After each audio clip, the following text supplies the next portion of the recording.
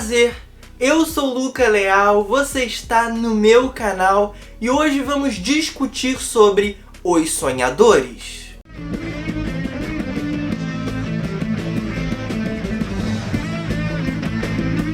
O jovem americano Matthew está em Paris para estudar francês e lá ele se torna um cinéfilo, frequentando a Cinemateca. E é justamente lá que ele irá conhecer os gêmeos Theo e Isabelle. Eles vão se aproximar e ir criando uma relação no mínimo complexa e muito profunda. Os Sonhadores, lançado em 2003, é um filme dirigido por Bernardo Bertolucci, cineasta italiano muito controverso, muito polêmico. Eu vou falar sobre toda essa confusão, sobre toda essa polêmica envolvendo o nome dele lá no finalzinho do vídeo. Por aqui, durante a crítica, eu não vou me ater a esses fatos. Vou analisar o filme propriamente dito, que, diga-se de passagem, eu não conhecia até ontem de madrugada e já se tornou um dos meus queridinhos, um daqueles filmes que eu vou indicando pra todo mundo que eu sei que é cinéfilo, que gosta de cinema e que me impactou profundamente. Como disse na sinopse, aqui a gente vai acompanhar esse personagem americano chamado Matthew, que está em Paris um tanto quanto deslocado, e a interpretação de Michael Pitt consegue pontuar isso muito bem. É perceptível o desconforto constante dele ali no primeiro ato do filme e em parte do segundo. E esse é um personagem cinéfilo, com uma bagagem de filmes extremamente extensa. E aí eu ainda preciso pontuar que toda essa trama vai ser ambientada no ano de 1968. Ali a gente está no meio da Nouvelle Vague, aquele movimento que a gente já falou aqui no canal, de críticos franceses que tomam a autoria dos filmes. Ou seja, deixam de escrever sobre longas-metragens, curta-metragens e vão produzir os seus. Viram diretores, viram cineastas. É um movimento que nos presenteou com cineastas como François Truffaut, Godard, Agnès Varda, entre alguns outros. E que aqui vão ser altamente reverenciados. O filme trata eles como deuses e vai tecer uma série de homenagens. E nesse sentido é importante pontuar que esse é um filme extremamente irreverente, que para além das referências um pouco mais superficiais, vai beber muito da fonte desses diretores e de outros para a construção da sua narrativa, para a construção da sua identidade cinematográfica. E vai traçar ali uma série de discussões e metalinguagens envolvendo esse mundo do cinema. A gente vai ser exposto a debates, por exemplo, entre Charlie Chaplin e Buster Keaton, além de várias outras que vão aparecer ali na trama e que vão se refletir no próprio tom do filme, em algumas decisões de linguagem. E aí eu preciso voltar ao personagem do Matthew, que eu já comecei a falar um pouco, mas acabei me desviando. Afinal, o estranhamento, digamos assim, que ele vai sentir ao conhecer esses dois irmãos e os hábitos desses dois irmãos é o que vai guiar todo esse filme. Como eu disse anteriormente, ele é um típico jovem americano que está preso em determinadas convenções, tabus, coisas que são construídas dentro dessa sociedade. E aí, inclusive, vale toda uma discussão do quanto o cinema americano, em especial Hollywood, higieniza os seus filmes, o torna um tanto quanto limpinhos, sem trazer uma certa sexualidade, uma ousadia narrativa, algumas discussões um pouco mais transgressoras ou revolucionárias. O Matthew tá ali representando esse jovem cinéfilo que ainda tá muito engessado e muito preso no cinema americano, que tem essas características que eu mencionei. Ele ainda é um cinéfilo starter pack, digamos assim. E conforme ele se aprofunda, ele vai conhecendo os irmãos franceses, que aí já tem todo um background mais ousado, mais quente, até ele vai se sentindo desconfortável, ele vai se sentindo estranho. Muitas das coisas que ele acredita e que ele viveu a vida toda são postas à prova. Entende o que eu tô falando? Na minha interpretação sobre esse filme, Matthew é uma representação do cinéfilo ainda preso aos moldes estadunidenses, que entra em contato com dois corpos estranhos, que é o cinema mundial, digamos assim, o cinema francês, o cinema italiano, o cinema russo aparece aqui com uma influência também muito forte, e ele vê isso inicialmente com uma estranheza e aos poucos vai adentrando esse mundo, descobrindo esse mundo, cheio de prazeres, cheio de descobertas e recompensas muito satisfatórias. Eu adoro um plano ali do filme que ele mostra os pés dos nossos personagens, em especial do Matthew e da Isabelle. E aí a gente vê no pé do Matthew um All-Star. E a gente vê no pé da Isabelle aquele tamanco típico de personagens femininas da novela vague. Ali a gente vê, por exemplo, no Bando à Parte, no Acossado. E esse contraste, esse enfrentamento entre esses dois sapatos, digamos assim, denota toda a discussão que o filme vai traçar. É a dualidade, é o conflito, é o embate, entre aspas, do cinema americano e do cinema europeu.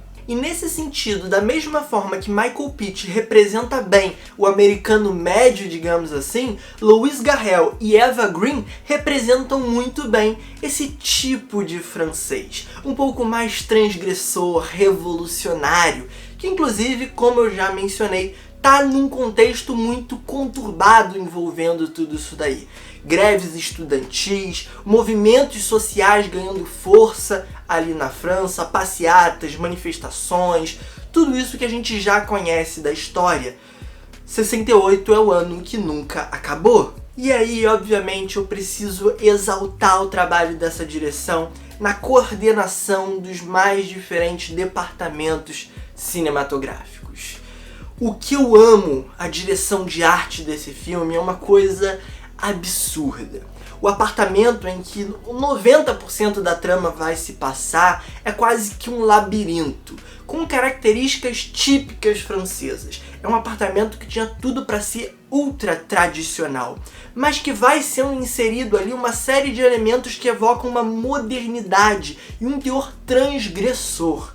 Além de, claro, a sujeira crescente que vai rolando por ali. A cada nova cena, há mais bagunça, há mais caos. Adoro o trabalho das cores, que também vai se refletir na fotografia, na iluminação, como ele transita do amarelo pro verde, pro vermelho, cada um ditando muito bem o que os personagens estão sentindo, o que a cena quer transmitir para o público.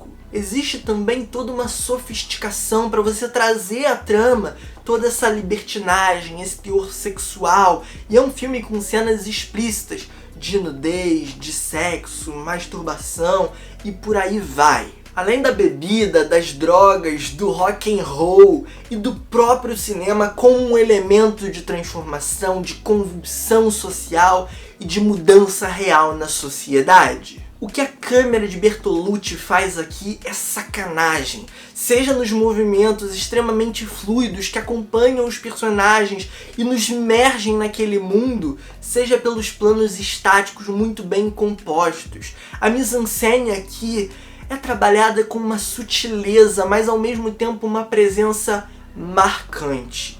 É muito visível o cuidado do diretor para posicionar cada um dos elementos ali presentes. Seja pela posição que os atores vão estar em cena, seja pela posição do mínimo objeto que está na estante. Eu adoro, por exemplo, como ele se utiliza dos espelhos.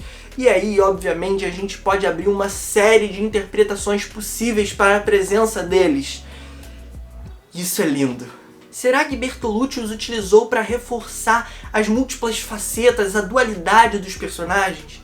Ou será que para propor uma discussão metalinguística sobre a teoria do espelho, o cinema como uma representação de nós mesmos, da realidade? E aí, se a gente for falar do cinema enquanto esse meio voyeur, nossa, a discussão aqui vai para além do infinito. O filme tem inclusive umas frases muito marcantes nesse sentido, como o cineasta como um criminoso fazendo esse paralelo, a câmera como o espiar pelo buraco da fechadura.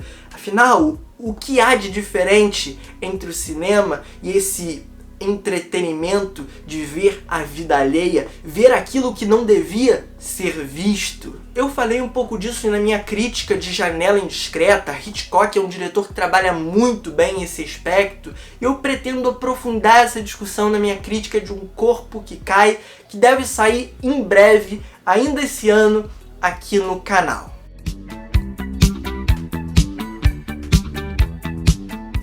E então, já indo para os finalmente e fazendo de certa forma a minha visão geral, Os Sonhadores é para mim um daqueles filmes símbolos do cinema.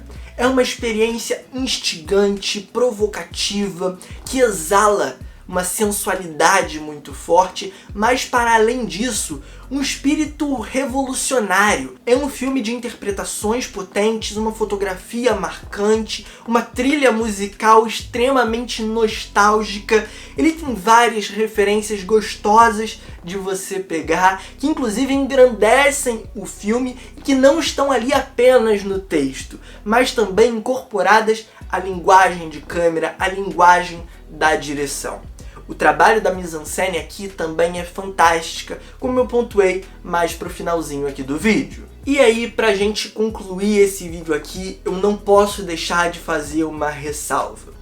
Bernardo Bertolucci, diretor italiano responsável por Os Sonhadores e outras produções muito marcantes na história do cinema, é um nome um tanto quanto controverso, isso para dizer o mínimo. Em especial pelas matérias, entre aspas, recentes que saíram sobre O Último Tango em Paris. Um filme que ele fez nos anos 70 e que reverbera até hoje. Bernardo Bertolucci, junto com o ator principal do filme, Marlon Brando, que provavelmente você conhece por O Poderoso Chefão, combinaram de fazer uma cena que não estava no roteiro.